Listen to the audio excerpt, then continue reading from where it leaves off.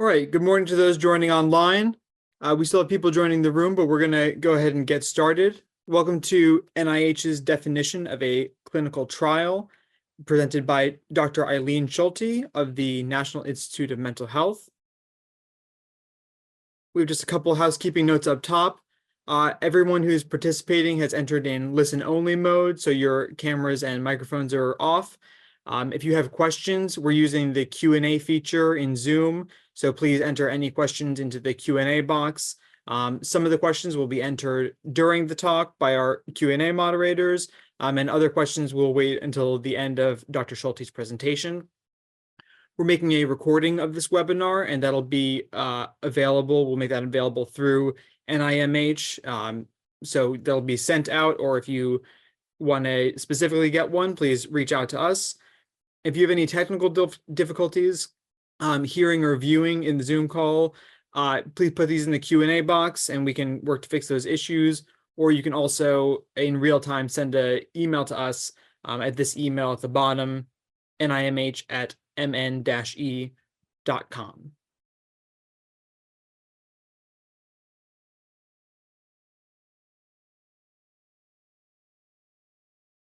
Okay, so welcome, and I'm going to turn it over to Dr. Mesfin Bakalu for introductions. Thank you, Vince. Good morning, good afternoon, good evening, depending on where you are. I am Mesfin Bakalu. I am a program officer in the Center for Global Mental Health Research at the National Institute of Mental Health. Thank you for joining us today for this webinar. This webinar session is part of the capacity building webinar series hosted by the Center for Global Mental Health Research at the National Institute of Mental Health. The webinar series, which was started in 2022, covered a variety of topics, including training mechanisms for graduate students and postdocs in global mental health research, submission and peer review of NIH grant applications, grants management, pre and post award, writing successful grants applications, human subjects protection, data and safety monitoring, and operational considerations in NIH-funded clinical research, and others, which are all available on our website. Today's webinar is on another important topic, which is NIH's definition of clinical trial. Dr. Eileen Schulte, who is a scientific review officer at the National Institute of Mental Health, will provide us with an overview of NIH's clinical trial classifications, focusing on mental health services research in a global context.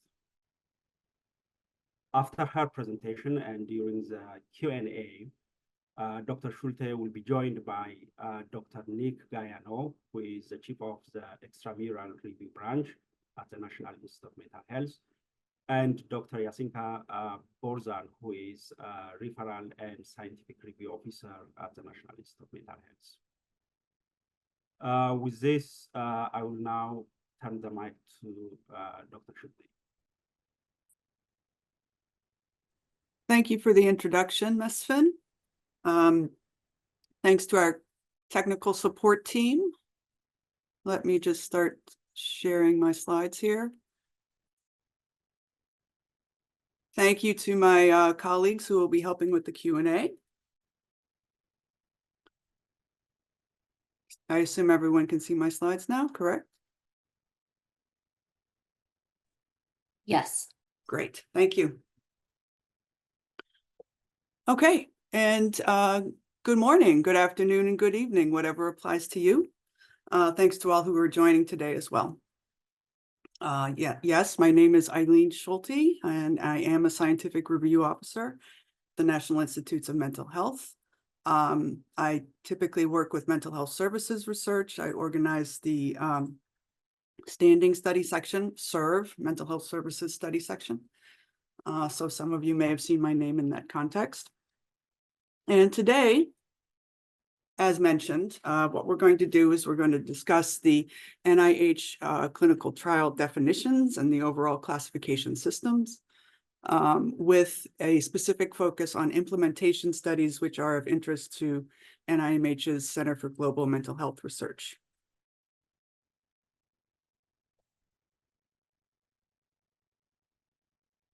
So the first thing to note, as I will be discussing this, is, as in the highlight here, we're talking about the NIH definition of a clinical trial. It is quite possible that the NIH definition of a clinical trial is not the same term that you used in another context, not the way you would refer to a clinical trial in another context, that is. So you may, for example, think that a clinical trial must include clinical outcomes, or it must involve a clinical sample, or it must involve randomization or a comparator group. None of these things are true under the NIH definition. It is definitely the case that the NIH definition of a clinical trial is a very broad definition, much broader than the typical clinical trial definition. This includes, as you can see, maybe with the little blue circles here, sorry if that font is too small, but it includes pilot trials, for example. It includes mechanistic trials that do not include a clinical outcome. It also includes basic experimental studies involving human subjects, known as BESH trials, B-E-S-H, which simply involve an experimental manipulation. These are defined as clinical trials under the NIH classification system. These could just be simple lab experiments on social psychological concepts, or imaging studies where the experimental manipulation is exposing participants to either smiling faces or frowning faces. Just a very transient exposure to an experimental manipulation may qualify the study as a CT under the NIH definition. So I'm not going to go into great detail about the BESH studies because that's not of interest to you. But I think it is important to understand for applicants such as yourselves that if these types of studies are considered clinical trials under the NIH definition, then it is likely that investigators such as yourselves who are interacting in clinical settings in lower or middle income countries could likely meet such definitions as well.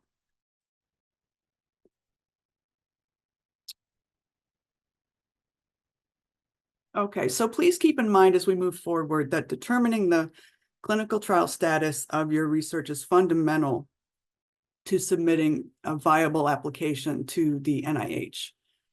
And that is because of the related considerations on this slide. As you probably know, when you submit to the NIH, you have to pick a notice of funding opportunity, which defines how applications can be reviewed, where they're reviewed, and all sorts of things about the award itself. And specifically, clinical trials must be submitted to notices of funding opportunities that have review criteria specific to clinical trials. And also, if an application is funded, then it may be required that there would be reporting to clinicaltrials.gov, required clinical training, monitoring, etc. So because the notice of funding opportunity defines the expectations throughout the award, then you need to make sure that your research is appropriately defined in terms of its clinical trial status in order to meet the appropriate requirements. That's fundamental. So how do you determine the clinical trial status? There are specific questions that you must answer when completing your application. The answers to these will determine the clinical trial status of your application, and also what notice of funding opportunity you may apply to. So going through these one by one. Number one, does the study involve human participants? Number two, are the participants prospectively assigned to an intervention or to an experimental manipulation? Number three, is the study designed to evaluate the effect of the intervention on participants? Number four, is the effect that will be evaluated a health-related, biomedical, or behavioral outcome? So I will go through these in greater detail in later slides. But first, let's just consider the implications of the 4 questions and the definition. There we go. Okay. So if yes to all 4 questions, the study is considered a clinical trial. Clinical trials may only be submitted to notices of funding opportunities that accept CTs, such as clinical trial required or clinical trial optional. You will see those phrases in the title of the notice of funding opportunity, in parentheses at the end of the title. Clinical trial applications may not be submitted to notices of funding opportunities that do not accept clinical trials, and those have the label of clinical trial not allowed in parentheses at the end of the funding opportunity announcement title. So I should also note that for K awards or career development awards, these categories are expanded to include independent clinical trials required or independent clinical trials not allowed, which has to do with whether or not the research is conducted as part of another project, such as perhaps under a mentor's funded project. So for those mechanisms, K01, K23, et cetera, there is an added level of complexity for those situations, but the logic, same logic applies in terms of the 4 questions, as we will discuss. Okay, and importantly, if you indicate that your application is not a clinical trial, and the content of your application indicates that it is a clinical trial, the application cannot be funded if submitted to a NOFO that does not accept clinical trials. And it must be withdrawn when NIH staff determine that it contains a clinical trial. That is very important for you to understand. We do not like the situation when this happens. We would prefer not to return any applications, but as I mentioned, the application is not viable if it has clinical trial content and it is submitted to notice of funding opportunity that does not accept clinical trials.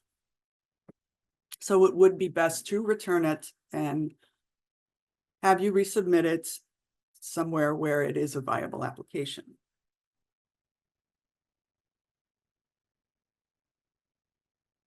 Sometimes my slides don't want to advance. Okay, so here we go. We will go through each of the 4 clinical trials questions. First, does the study involve human participants? You may say, well, my IRB says that my study is exempt. That is not part of the definition. It still contains human subjects, human participants, is considered HSR research. So that would be a yes to question 1. It is also important to understand that if you say you are working with de-identified data, that may be the case for some members on the team, but if any member of the team has the ability to de-identify the data, then that is also a case of the study having human participants, and you need to say yes to question 1. So for example, if you have a community partner who is contributing data, that person and that person is on your research team, and that person can identify subjects, then that is a yes to question 1. I would say in general, we don't see a lot of confusion on this point, so I'm not going to spend a lot of time on question 1. There are a lot of resources available to you. I've cited a few here just about NIH's rules about human subjects research in general, so you may refer to them.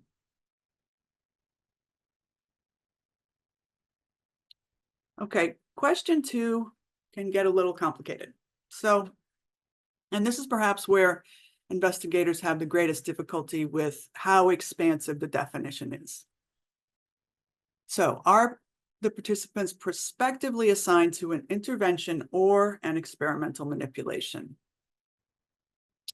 So this question equates an intervention, that is an attempt to improve a physical or mental condition, with any type of experimental manipulation. As I referred to earlier, this includes basic experimental studies with human subjects, or the BESH trials that I mentioned earlier.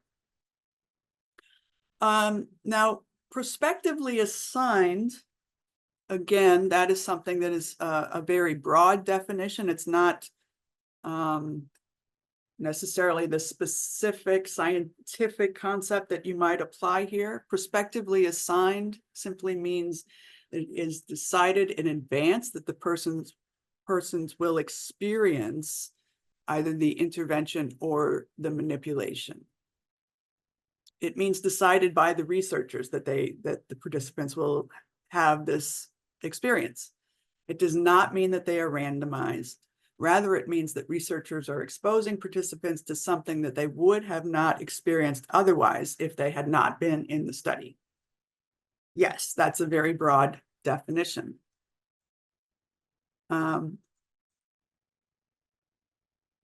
So what I often tell people about question 2 is that you should not really think about any of these terms in red here as scientific concepts, but you really need to think about them more in terms of the protection of human subjects. Ultimately, it comes down to what control and what responsibility do the researchers have for what the participants experience. And again, it's important to think about this as a very broad definition all around. More detail about this. So for example, as I said, it does not matter if the subjects are randomized or not randomized. It can be a convenience sample. That is still prospective assignment. Any number of experimental groups would meet the definition here. So 1 group designs meet the definition of prospective assignment. It doesn't matter if it's a clinical or non-clinical population. If you are only interacting with providers and you are providing them with some training or something to that effect, that meets the definition of prospective assignment. In terms of what is an intervention or what is a manipulation, again, this is a very broad definition. So any kind of training, any kind of education, anti-stigma programs, family education, caregiver training, etc. Any sort of app that you give to participants, any sort of clinical decision support that you add to a clinical setting. As I mentioned earlier, things, simple experimental tasks or imaging tasks are also considered a yes under this definition. So certainly interacting in clinical settings is something that you have to consider as being under this category here. Moving on to question 3. Is the study designed to evaluate the effect of the intervention on the participants? So given that the intervention could be an intervention in the traditional sense, or it could be an experimental manipulation, then you also have to have a broad definition of the effect of that intervention. So effect does not mean effectiveness, as in efficacy versus effectiveness. Any sort of effect that would be anticipated from the manipulation in question 2 is essentially a yes to question 3. So an effect is anything that could be attributed or expected from that intervention or manipulation. So that could include any change in knowledge, change in attitude, such as, you know, if it's an anti-stigma campaign, so changes in stigma, any intent to change one's behavior, such as intent to adhere to treatment. This can include an effect on research participants as individuals, or it could include the effect on an organization. You know, so for example, if your intervention is meant to increase rates of screening or rates of treatment engagement, then those things are effects that would be a yes under question 2. Again, it does not have to be a clinical outcome per se. So the question is, what is the effect or outcome being measured? Is it related to the intervention or the experimental manipulation?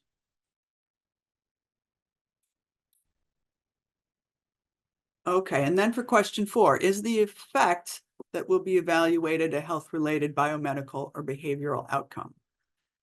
Typically, if questions 1 to 3 are yes, question 4 is usually a yes as well. So again, this, things that are related to knowledge or attitudes or learning about, you know, any health-related concept. Yes, that is a health-related biomedical or behavioral outcome. Provider behavior is a health-related behavioral outcome. Intent to change one's behavior, treatment attendance, engagement, all of those things qualify here. Behavioral outcomes are very broadly defined and include all of these things related to, as I said, participants' intent to engage in treatment or anything related to how providers do their jobs. Okay, so I thought it would be useful. How are we doing on time? Kind of okay. All right. So I thought it would be useful to go through a few case studies. The NIH Office of Extramural Research has provided a number of case studies to illustrate how this policy may be applied in some examples of NIH research. It is best to think of these case studies and as an extension of the policy. There are dozens of them available on this website listed here. Just one quick example, case 4B. The study involves the recruitment of research participants with disease X, very general here, to receive a chronic disease management program. It is designed to assess usability and to determine the maximum tolerated dose of the chronic disease program. For example, how many in-person and telemedicine visits would lead to adequate adherence. So I know this is very general, but just to give you a sense in answering the 4 questions here. So does the study involve human participants? Yes, the study involves human participants with disease X. Number 2, are the participants prospectively assigned? Yes, the participants are prospectively assigned to receive an intervention, the chronic disease management program. Is the study designed to evaluate the effect of the intervention? Yes. The study is designed to determine the maximum tolerated dose of the program to obtain adequate adherence. Finally, is the effect being evaluated health-related? Yes. Tolerable intensity and adequate adherence of the intervention is a health-related outcome. So that's pretty straightforward. It is a pilot study. Maybe that's a surprise that this makes it a clinical trial, but as you can see, all of the answers here are yes, under the NIH definition. Another example, case number 23. Study involves recruitment of physicians who will be randomly assigned to use a new app or an existing app which cues directed interviewing techniques. The study is designed to determine whether the new app is better than the existing app at assisting physicians in identifying families in need of social service support. The number of community service referrals will be measured. So quickly, does the study involve human participants? Yes, it actually involves both physicians and families as human participants, because you have how the physicians are using the app. You'll be collecting data on that. And then you have the families who will be, referred to social support or not. So there's data on that. Are they prospectively assigned? Yes, the app itself is the intervention. Is the study designed to evaluate the effect of the intervention? Yes, the study is designed to evaluate the effect of intervening on physicians and to see whether or not social service support, if there's uptake of that by the families. And then finally, is the effect a health-related biomedical or behavioral outcome? Yes, the number of referrals is a health-related outcome. Case study number 20 listed on the website that we will share. That is also an example of how training providers can lead to a definition of clinical trial.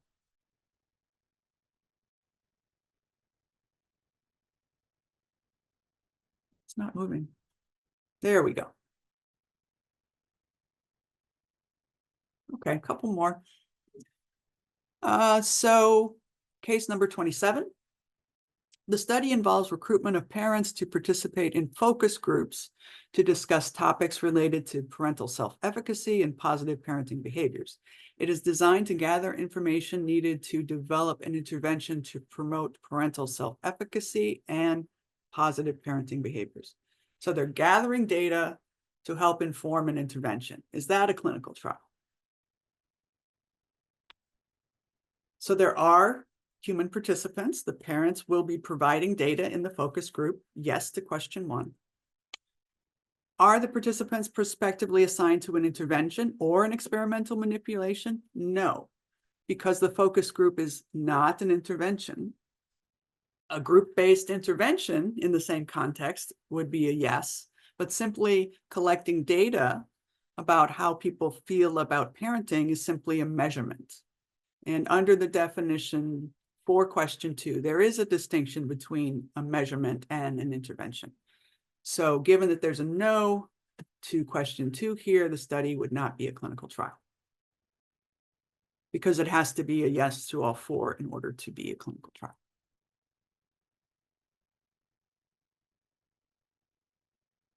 Okay, case number 36A. Here's an interesting issue related to the standard clinical care given in a setting. So the investigators conduct a longitudinal study of patients with schizophrenia. Their physicians, as part of their standard clinical care, prescribe antipsychotic medication. The investigators conduct an imaging session before starting treatment, that is the medication, and they repeat imaging 4 to 6 weeks later. Is that a clinical trial? So, of course, the study involves human participants, so that's a yes to question 1. For question 2, are they prospectively assigned to an intervention? No, not in this context, because it was stated that the antipsychotic medications are given as part of clinical care. That is, the doctors made the decision about what the treatment would be, what the medication would be, what the dosage would be. So that is not part of a prospective approved research protocol. So that's a no to question 2. And the study is not a clinical trial.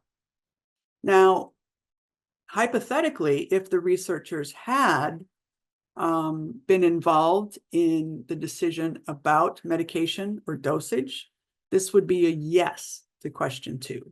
And then the other question 3 and 4 would have to be answered as well.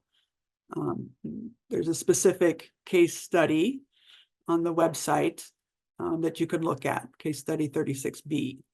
But in general, if the researchers are simply observing the clinical care that is offered in any setting, that is a no to question 2. Okay. So please keep in mind, there are a number of resources that you can consider as you're putting your application together. You may want to look at them very carefully. So NIH has a clinical trial decision tool that can help you walk you through those 4 questions. There are the case studies that are available on the NIH clinical trials website. I also threw in the link to BESH if you're interested in that. And importantly, you may want to talk to an NIH program officer before you submit to make sure you are answering the 4 questions properly. So with that, I don't know how many, if we have questions in the Q&A, but I would like to welcome my colleagues. We have Mesvin, who kindly did my introduction. We have my colleague Yasenka Borzan, who is the NIMH referral officer. And we have Nick Gaiano, who is the review chief at NIMH. And I'm having problems with my screen here, trying to see you. Hi, Nick. Hi. Excellent work, Eileen. This is obviously a very important topic. We have been getting maybe not a barrage of questions, but a fairly steady stream of good questions. Great. Some of which I do think it might be valuable for you to address to the group at large. Of course, I'll also let Yasenka chime in. But a very recent question, which I think is an interesting point. I'll try and zip through this, but this is from an anonymous attendee. Isn't the purpose of clinicaltrials.gov to host a space where people can search out studies that may benefit them? With the inclusion of BESH trials, for example, in the NIH definition of clinical trial, these scientifically lay people are going to have a significantly harder time finding studies that may have direct benefit to them. For example, ALS patients may find and sign up for an observational study that includes, but the point is, to avoid harming the person's clinical trial was meant to help. Will the NIH develop a page that is meant to house those studies that are only considered a clinical trial by NIH? I think it might be good just to spend a little time, I don't know, discussing the philosophy, if you can, or if you know, behind the NIH definition and how that can lead to confusion in the community. I'm not sure, but I think that's important. I agree that it's important. It is probably a better question for the Office of Extramural Research. And I think, you could think about clinicaltrials.gov as being that kind of resource. And I think that's important. Whether or not there would be changes to clinicaltrials.gov to make it more user-friendly, I think that's certainly, that could be thought of as a work in progress. But I also think that there were other issues that I mentioned early on about, the importance of the clinical trial designations. It's also about, monitoring human subject research as it occurs. So that, I think, has, for a lot of reasons, has led to this broad definition. I don't know if Yasenka or Nick want to add anything to that. I think that was a really good answer, Eileen. I think part of it is that NIH has the responsibility to monitor both human subjects protections over time. And I think that probably in part led to the broader definition of clinical trials, and also a responsibility to ensure that taxpayer money that's being spent towards clinical trials has certain outcomes. And so the monitoring in part is really to make sure that for the investment that's being made towards clinical trials, that there are outcomes that are measurable over time. I think that's in terms of the idea of the reporting in clinicaltrials.gov. There are multiple reasons for that, one of which is for people to be able to find clinical studies, but also for purposes of reporting and being transparent in how NIH is spending money for clinical studies. Mm-hmm. Yeah, I agree. I agree. Yeah. So I think, so Nick and Yasenka, you are maybe typing in some answers to specific questions, or? That's right. Some of them, so one person, for example, asked, can you apply from foreign countries? That's a pretty straightforward answer. The answer is yes, if the initiative indicates there's not an issue with that. You can find that under eligibility criteria. For the most part, our initiatives do permit applications from foreign institutions, but it is good to double check that, because on occasion, and we had an example of this recently, there may be situations where something from a foreign institution is for some reason prohibited, and that can lead to challenges. And if something comes in from a foreign institution or with a foreign component, on the rare case where an initiative doesn't permit it, it will have to be withdrawn.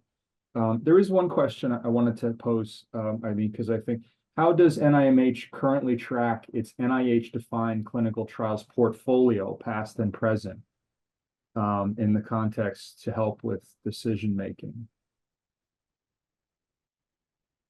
Again, I don't know if I can answer that. I think that, first of all, what we're talking about is the NIH definition of a clinical trial. So NIMH is one of 27 institutes and centers that has a specific focus. So the policy here is, broader than NIMH, for sure. I mean, we do certainly have an Office of Science Policy that tracks. They report to Congress. They answer questions from the public about NIMH investments in various areas. So there is a tracking process going on. I don't. It's not part of my daily job, so I don't feel like I can answer that. But yeah, so some of these questions, I mean, I think are better maybe just for sort of airing to the general group regarding where responsibilities lie. So I'm sorry to put you on the spot with some of these where they are beyond the scope of what we have any real control over. Yeah, I see a question here. I just opened the Q&A box. I was going to respond to this first question here. So screening for something like depression, would that be a behavior? So it's hard to answer that question without knowing the full context. So for example, very often in screening studies, what you see is the researchers are training clinical providers to be better at screening. So they might, have an app, or they might have, some sort of clinical protocol that they are introducing in the setting. So in that sense, certainly, screening, like training providers to screen and then evaluating whether or not they screen, that's clearly a clinical trial. In another context, for example, if you are evaluating whether one screener is better than another, that's really more of a measurement study. So instead of, comparing the clinical outcomes of who was referred or who was not referred, if you are just looking at maybe the psychometric differences between two different screeners, that would be a no to question 2. So it's really important to think about the broader context in terms of the 4 questions. So it's very difficult to say if screening for suicide, depression, what have you, in and of itself is a yes to question 2. Someone A asked specific question for one of the case studies that might be worth taking a look at. 36A. It's the There's second also question. one for 23. Yeah, so you can of wow. course navigate these. I can let you do that. So.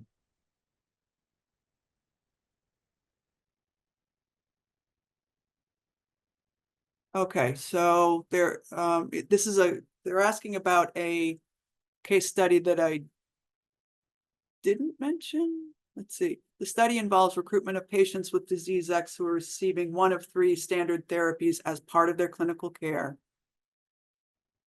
It is designed to affect the relative effectiveness of 3 therapies by monitoring survival rates using medical records over a few years.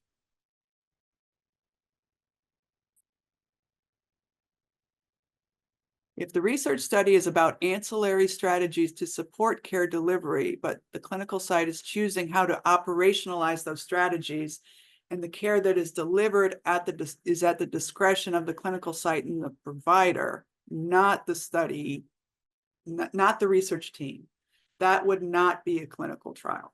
So that would be a no to question 2 if the researchers have no control over what the care delivery is. I mean, but that's also assuming that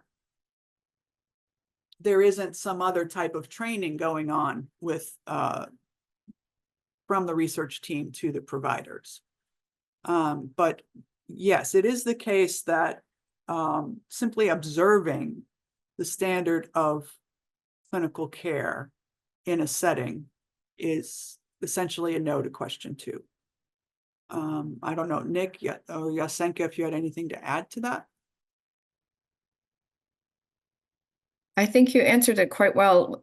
Maybe a general statement about standards of care and whether and how that plays into consideration of an intervention. If you could comment a little bit more about that, maybe. It seems like there's a few questions that relate to that question. So if they're simply monitoring standard of care of patients and they're not introducing any experimental manipulations for this particular study, then it would not be considered a clinical trial because there's nothing, as Eileen was mentioning, there's no manipulation being done by the research team for that particular study. They're simply observing participants over time. And although the outcome measures could be clinical in nature, if those outcome measures are already part of standard care, in other words, the researchers didn't introduce them, then it's not a clinical trial. Yeah, absolutely. We are getting a fair number of questions. So I see one here for case study number 23, which I shared with you. So hypothetically, if they didn't measure actual referrals and stopped at identification of families, would it still be a clinical trial? Eileen, did you want to go back to that slide maybe, just for the group? Or? It's up to you. I could. Or not, it's okay. Trying.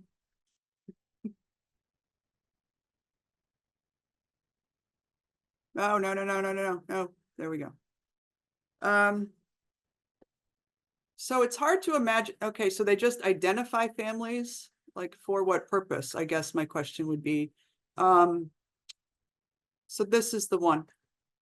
So the physicians are basically given an app that will help them identify families in needs of social support, and the number of community service referrals will be measured. So the app is the yes to question 2.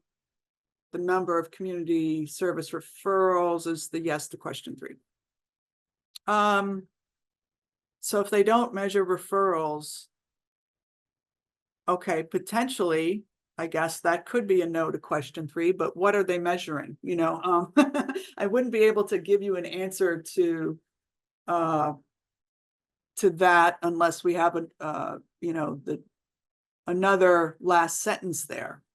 So after the families are identified, what happens? And then the question is, is that measurement a result of the app that was, training the physicians? So again, it depends, but it is possible that that could be a no if they didn't track referral. I would also add that it depends on what the app is actually asking the participants. Because if the physicians are using some type of either behavioral measures or other answers that are being provided in the app to identify people who are in need of social service support and how that changes over time, that could potentially still constitute a clinical trial, because the information being entered into the app is really kind of the outcome that they're observing, and they're observing changes over time in that regard. So it depends on how the app is designed. In the case studies for NIH, typically what they talk about in terms of apps, if the application is simply asking subjects to comment on how easy it was to use, or basically the functionality of the application itself, then it's not considered a clinical trial, because the actual purpose of the application is not being tested for the purposes of the study. So in terms of designing new apps and things like that, so feasibility and applicability of the app is not considered a clinical trial. But if the application is being put to use, and then the data from what the subjects are entering over time is being used by the providers to make certain decisions, then it could potentially be a clinical trial. Yes, absolutely. I see a question here about implementation science. So the study is prompting a site to introduce a new standard of clinical care, but the only research procedures are interviews and surveys. I guess the question is why? So what I would do here is I would go back to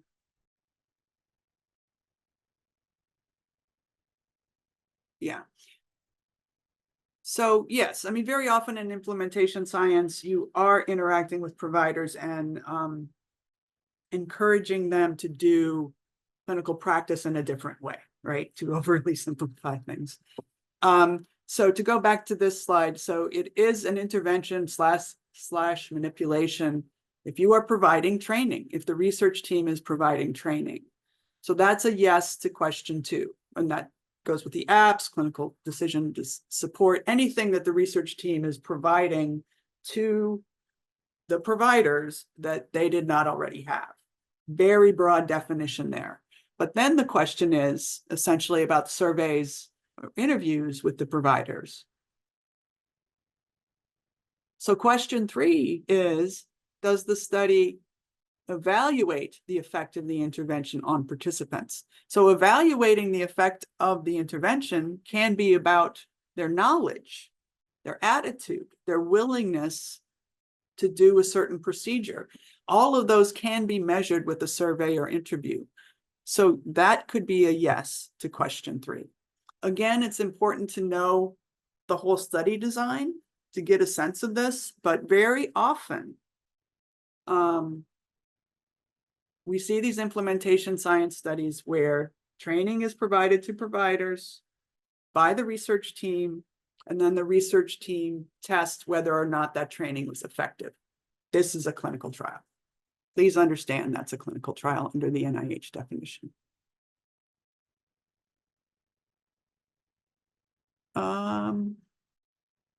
Do we have other questions?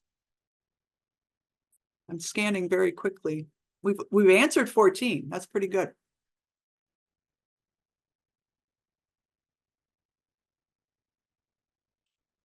So we have a question about retrospective or observational studies. That is a very, very broad category. Retrospective could mean that you're looking at, say, clinical data collected by others, and you're reviewing that. So that goes back to my comments about question 1 that, trying to get the slides to move. So if no one on the research team can identify the research participants, that would be a no to question 1, which would mean the whole study is not a clinical trial. In terms of observational, we were just kind of discussing that in terms of, say, the research team is observing what is occurring in a clinical setting instead of trying to manipulate it. So, for example, let's say you're doing a domestic study in the US where you're observing how, say, collaborative care, coordinated specialty care, or something like that is being implemented in a county or a state. The research team has no control over that. That decision was made by policymakers. The actual rollout is being conducted by providers or their supervisors. In that sense, that's purely observational. That's a no to question 2.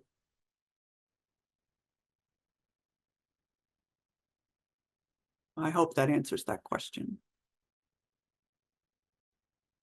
All right, so we have about 8 minutes left. If you can type quickly, you could do another question. Yep. There's a follow-up question on the use of a broad definition of NIH clinical trials, and in particular, the question is how the expansion to BESH for the NIH clinical trial helps good monitoring of human subjects research. Wouldn't it create a burden to diverting monitoring resources from actual clinical trials? So I'll let you answer as well, Eileen, but my take on this question is, so BESH studies can potentially be studies that pose risks to human participants as well, even though they're not clinical trials. Well, sorry, they are clinical trials. So BESH are a type of clinical trial. I apologize. And because they can pose certain risks to human subjects, it is important that NIH monitors these studies just as a full clinical trial that is not focused just on basic experimental studies.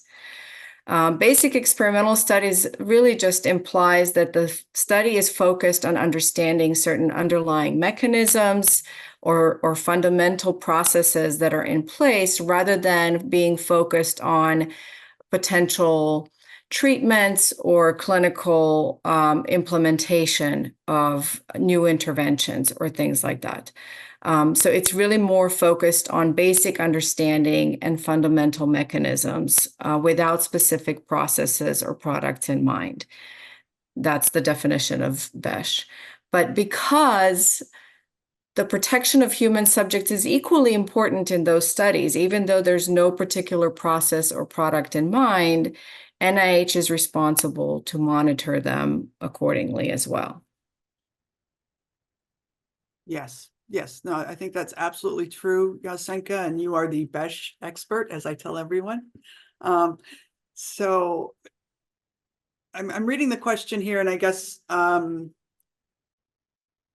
question is, wouldn't it create a burden to monitor, these additional clinical trials? A burden on whom exactly? I'm not sure. So, for example, on the NIMH side, you have program officers who may have to do extra work. But those are different program officers, in different areas of science. In terms of the burden on investigators, as Yasenka said, there's risk involved. So, it is of utmost important to make sure that that's managed appropriately.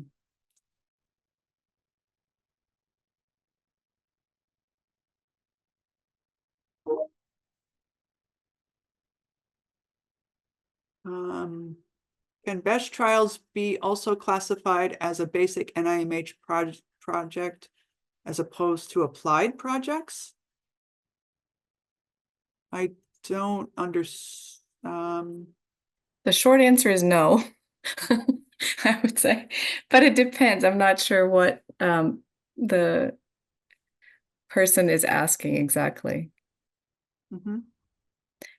Basic in the sense that there's no specific process or product in mind. In other words, the intention is not that they're developing a new therapy for something, for example. So in that sense, it can be considered a more basic study, but we have to go by the definition that's provided by NIH for BESH. We shouldn't be changing wording in that. Right. I mean, so yeah, that's our take-home message here, is just you need to be aware of what NIH expectations are, what these definitions are, and figure out how your proposed research fits within that. You know, no one is telling you that you have to do research a different way. This is about classifying and defining the research that you are doing and submitting it properly.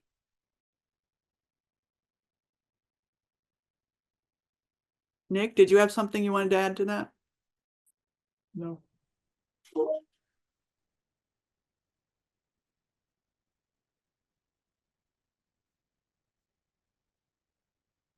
Okay. Do we have any more questions?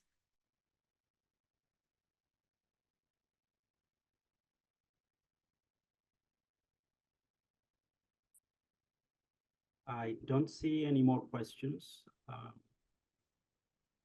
have a couple of minutes.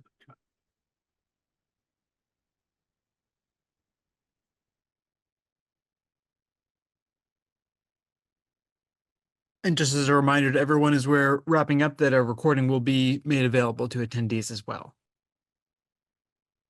Right. So yeah, I think our time is, yeah, we have a couple of minutes, but I don't see any more questions.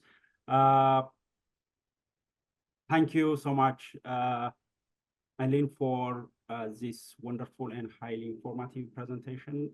Thank you, Nick and Jasinka, for your participation in the Q&A. Thank you all for joining us today. As mentioned, recording will be available. So for now, I wish you all a good time. Thank you. Thank you, Mesfin, and thanks for everybody. Great questions. Have a good day.